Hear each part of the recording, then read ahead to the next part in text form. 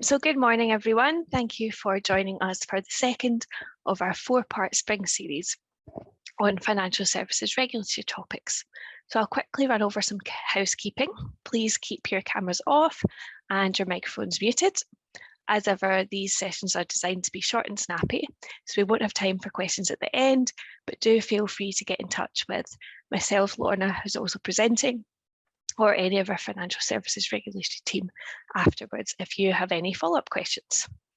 So this session will be recorded and it will be distributed to you afterwards.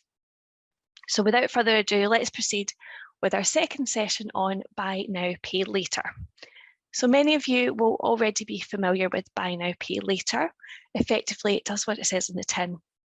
It allows consumers to buy something without having to pay for it at the time until a later date, and it's also known as point of sale credit. Different schemes will offer different payback arrangements. Some schemes will allow you 30 days to pay for products, others can offer up to 12 months. And these schemes will often be interest-free periods.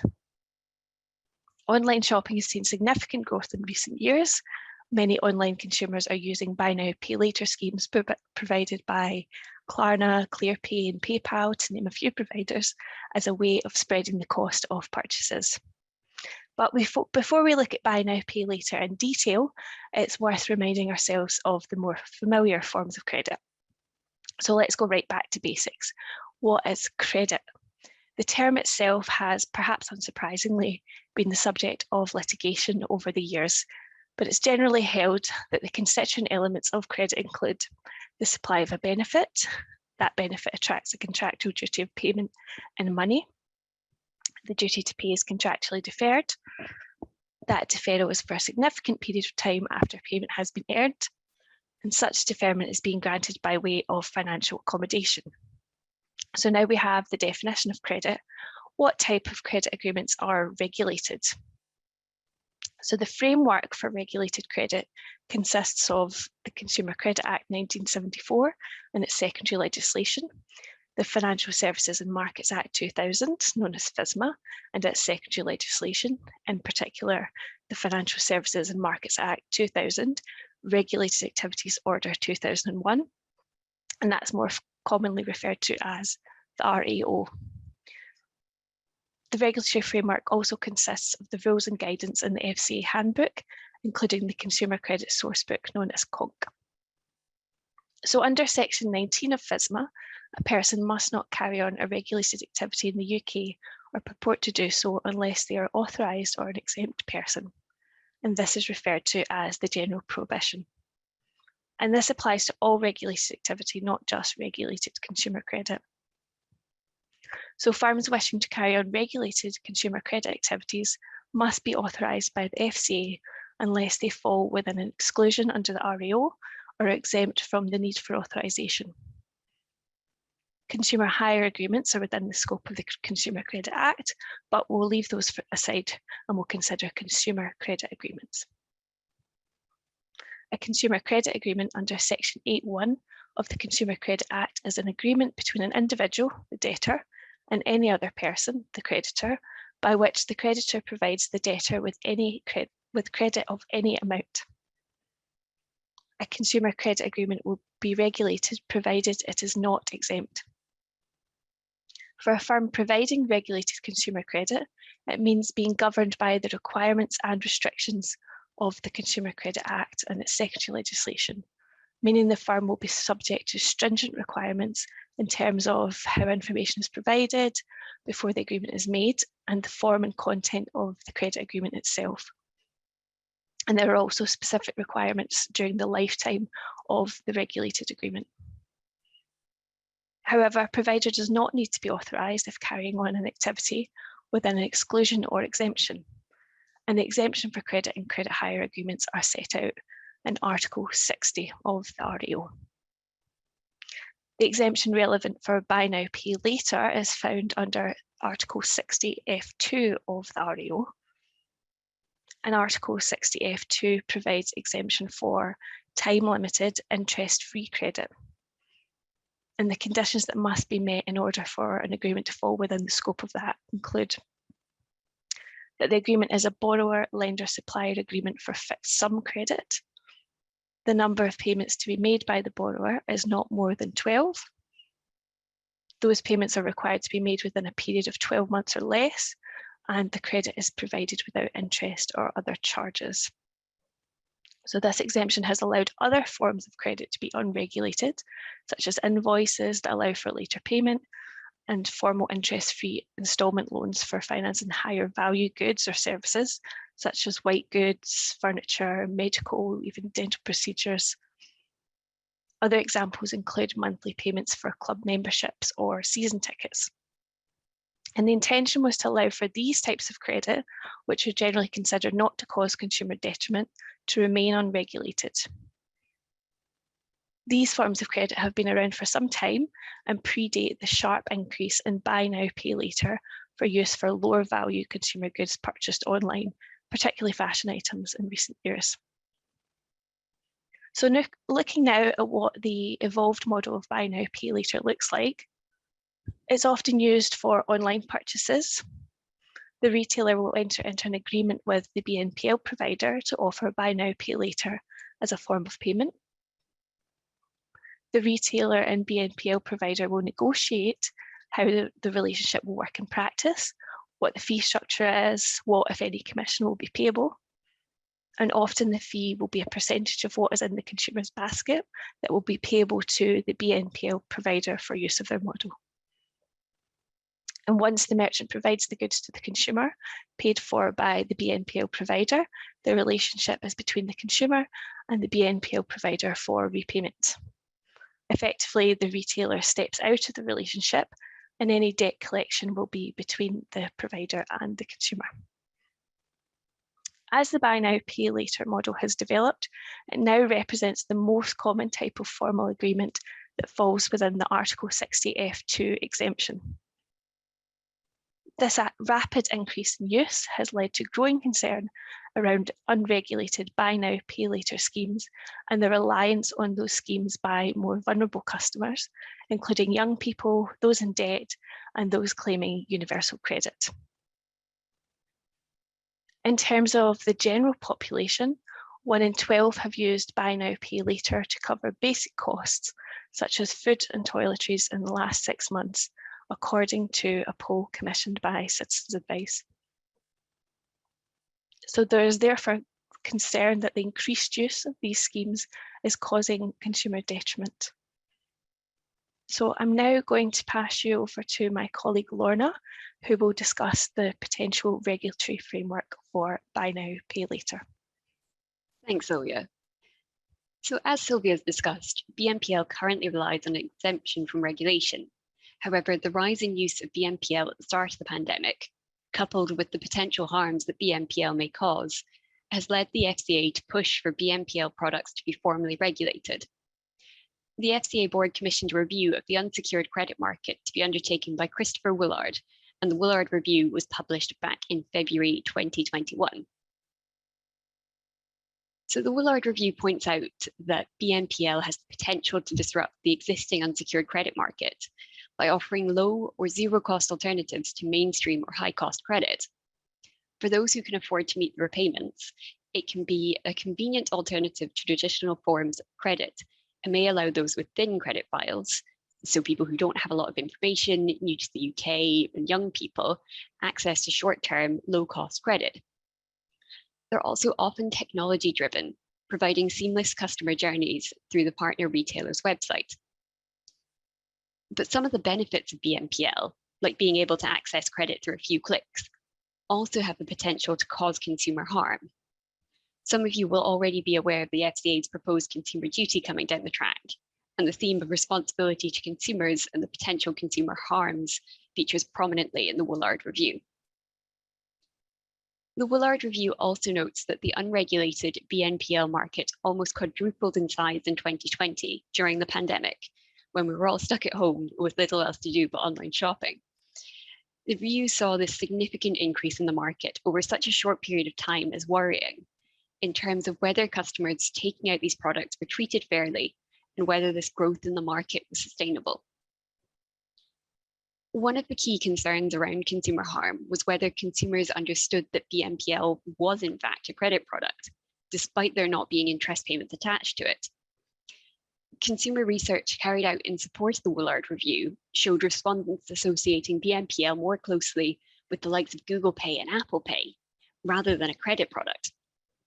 With this, there's a risk that consumers may not apply the same level of scrutiny as they would a traditional credit product, like a credit card or a loan. This may include consideration of the potential consequences of failing to meet the repayments, such as late payment fees. But there's another side to this. Some consumers saw BNPL as just another financial services product, and there appeared to be an assumption on the part of consumers that it would be regulated by the FCA, and that the consumer would have recourse to the Financial Ombudsman Service and the Financial Services Compensation Scheme if something goes wrong. Unless and until BNPL is brought within the regulatory perimeter, consumers do not have the same level of protection as they would have with traditional credit products. So in parallel with the publication of the Woolard Review, the Treasury announced its intention to regulate BNPL products and to consult with stakeholders on the potential framework for regulation. The Treasury's consultation was published in October 2021 and closed for responses in January this year. Throughout the consultation, the Treasury wanted to strike a balance between consumer protection and avoiding harmed consumers on one hand, and avoiding limiting the cost and availability of useful financial products on the other. The consultation looks at a number of proposals in relation to BNPL, but the ones I'll focus on today are changes to the rules in relation to credit broking, pre-contractual information requirements, and creditworthiness assessments. So one of the interesting proposals in relation to BNPL was whether or not the existing credit broking regime should be applied to BNPL products. Currently, if a retailer were to introduce a customer to a lender for the purpose of entering into a regulated credit agreement, that retailer would have to be regulated for credit broking, whether that's directly or through the use of the appointed representative regime. This is because there's potential for someone introducing someone else to a lender to perhaps missell or maybe not quite explain what product the customer is entering into. As BNPL products are not currently regulated, there's no such requirement for retailers to have any FCA authorization or comply with any requirements in relation to this. So if credit broking were to be extended to retailers providing BNPL, this would require retailers to apply for authorization, monitor their own compliance with the FCA rules, and pay the FCA's fees and levies. Even if retailers were to be appointed representatives, this would also bring practical difficulties for principals to ensure that individual small retailers would both understand their regulatory obligations as an appointed representative and allow the principals to discharge their oversight requirements. And if anyone tuned in for our presentation on the business plan and strategy document that we did a few weeks ago, the FCA is absolutely, appointed representatives are very much a hot topic for the FCA at the moment, and the potential harms that appointed representatives could cause, and they may not really be looking to push retailers using BNPL into using appointed representatives. But ultimately, the consultation seems to be suggesting that application of credit broking to BNPL products would be undesirable, as it may force smaller retailers to cease offering BNPL, noting the significant costs involved in compliance, and that this would have a negative impact on the availability of BNPL as a useful financial product. The consultation specifically calls out sole traders and micro enterprises who predominantly trade online, where the bar to entry to use BNPL as a payment option, were that to be raised too high, they would just simply not use it, and that might kind of really reduce their revenue streams from that. And I do think most respondents will agree with this view that it's just a bit too much to apply the full credit broking regime to retailers using BNPL, but it will be interesting to see if there's any other views once the outcome of the consultation is published. So another proposal which ties in with the points raised in the Woolard Review is around whether BNPL providers should be subject to strict pre-contractual disclosure rules. This would bring it more in line with traditional forms of regulated credit that Sylvia's talked about earlier. The point of this information pre-contract is to allow consumers to understand the key features and risks of the product before they take it out. And while BNPL providers do provide some pre-contractual information at the moment, there are currently no restrictions in the form this takes. This could mean that BNPL providers fail to give prominence to certain terms, or maybe don't include them at all. However, and if anyone's familiar with the rules on the regulated credit pre-contractual disclosure requirements, they are very strict and very prescriptive. The consultation does recognise that forcing BNPL providers to adhere to the existing rules on disclosures wouldn't necessarily be proportionate, recognising the relatively lower risk nature of BNPL products as compared to interest-bearing credit. They also raise the point that as BNPL is predominantly used in an online environment, consumers may not always engage with lengthy disclosures that stand in the way of making a purchase. And even I, as a lawyer, can hold my hand up and say, I've not necessarily read all of Google's terms and conditions that they put up and make you scroll through, which, you know, I'm a bad lawyer for doing it, but it's a reality. Like if you put a large chunk of text and ask consumers to click through to get what they want, they will generally just scroll through and get to the point that they were trying to achieve in the first place.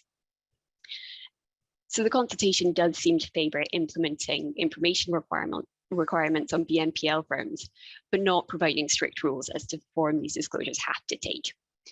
So providers may have to inform the customer of certain things, like the features of the agreement, which may make credit unsuitable for certain uses, and the principal consequences where the customer fails to repay on time, such as the total cost of the debt growing, default charges or interest for late or missed payments, potentially an impaired credit rating, and the possibility of a debt being passed to a debt collection agency.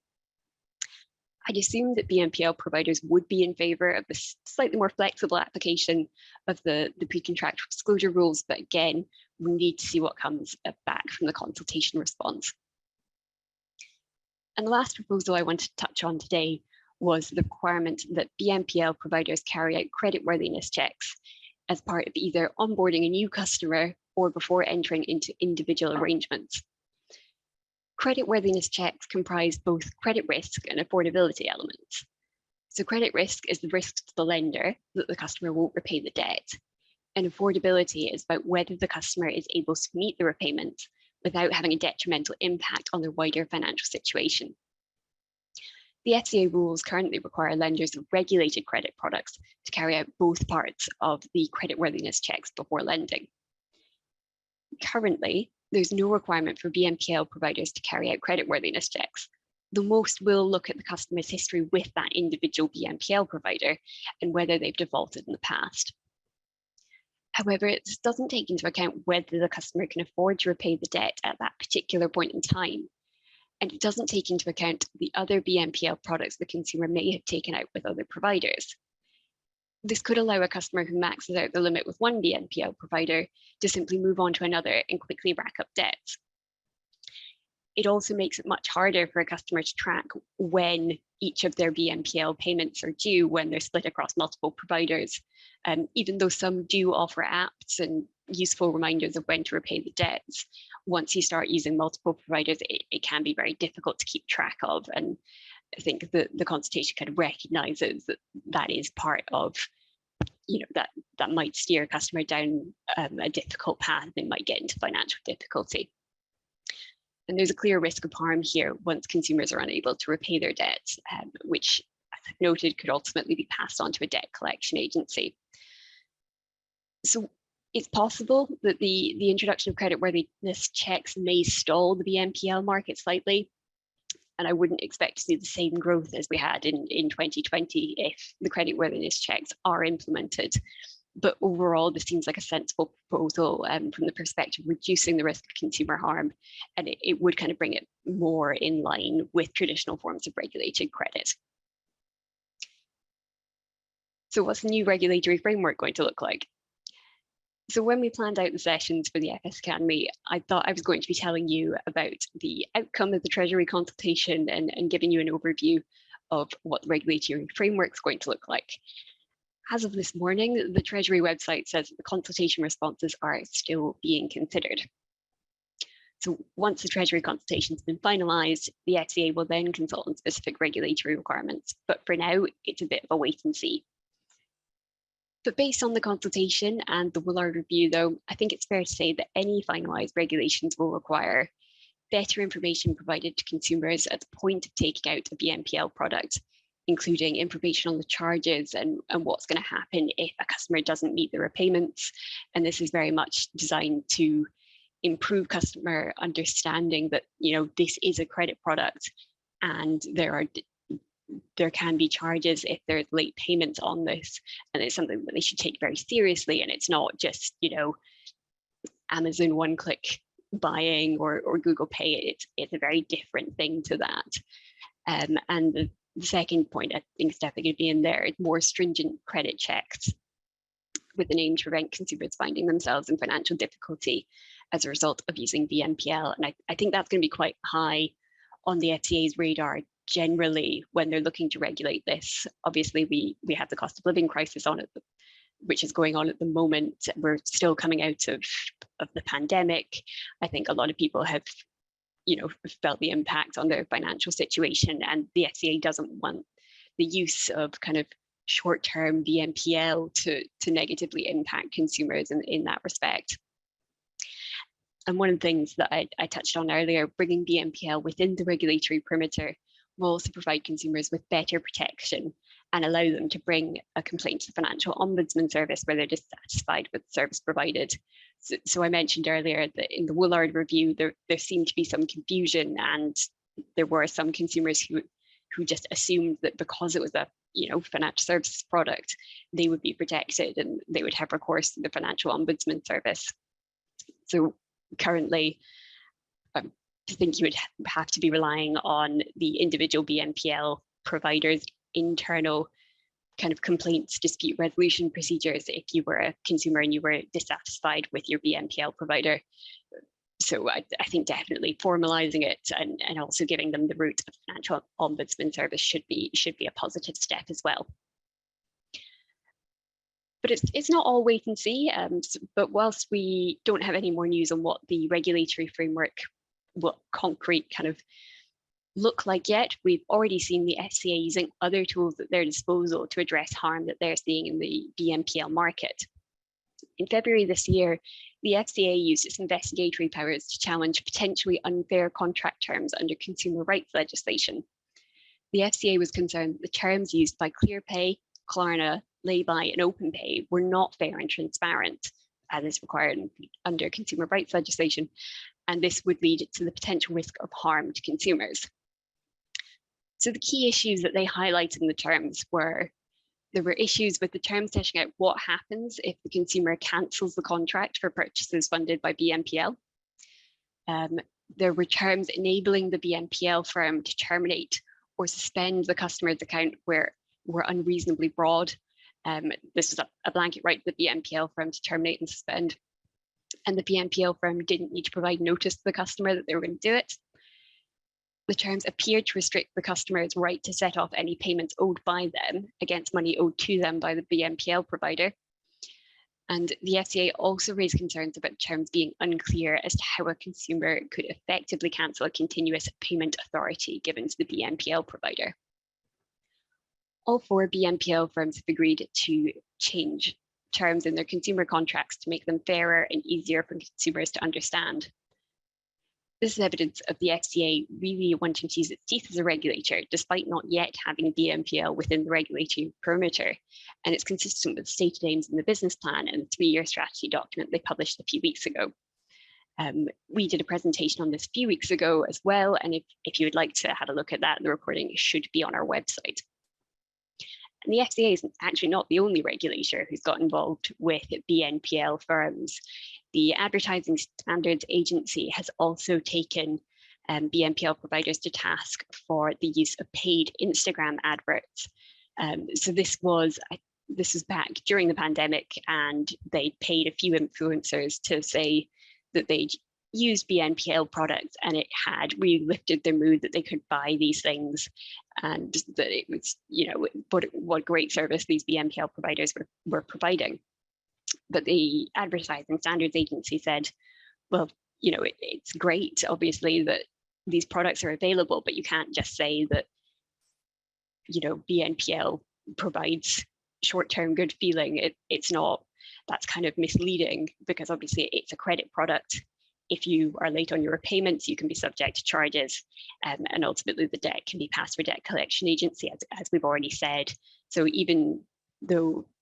as well as the FCA looking at it, you've also got the Advertising Standards Agency making sure that BNPL adverts are fair and they're not misleading consumers into thinking that either these aren't credit products or that they carry no risks. So that brings us to the end of today's introduction to Buy Now, Pay Later. Hope you've enjoyed this introduction, and thank you all very much for coming along today. Next week, we'll be looking at ESG, something that can't be ignored in any sector, but particularly not in financial services. So please do join us at the same time next week. Thanks very much.